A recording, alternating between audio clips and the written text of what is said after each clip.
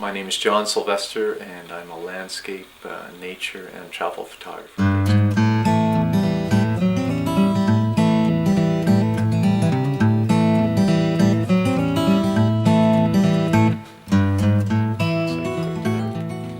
Well, I came to photography completely by accident. I was traveling in Europe in my early 20s, and through a mutual friend I met a couple of photographers in England, and they invited me to stay with them. They were living in London at the time, and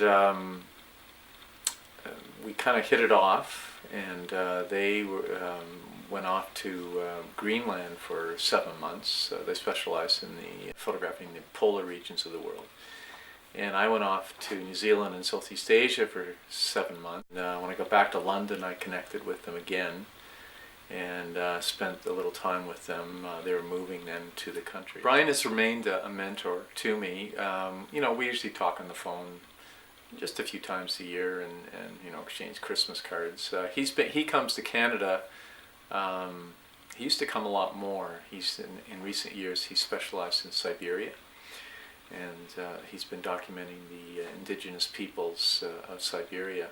And his wife Cherry, who's also a photographer, she is more of a wildlife photographer. I had a remarkable experience. I think it was 8 years ago. I was up in a place called Carpoon Island off the northern peninsula of Newfoundland. I had a morning where the fog had really come in, and I thought, well, I'll just go over there and see what I can see. Maybe I'll get something, or I might see some whales, who knows.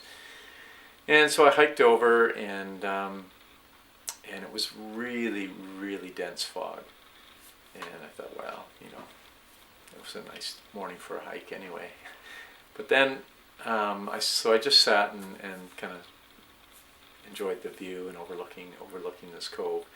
And then this little bit of light started filtering through the clouds and just putting this beautiful rim light over the icebergs.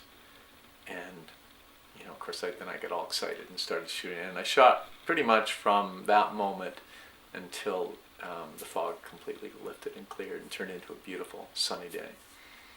And you know, as a landscape photographer, those kind of moments where something special happens that you're not expecting, that can really be rewarding. I think today, for a young photographer, you've got to be able to have the whole package. In other words, you've got to be a storyteller. You need to know how to do the video, and if you can write, I think that would be, you know, really helpful. So all those skills are useful.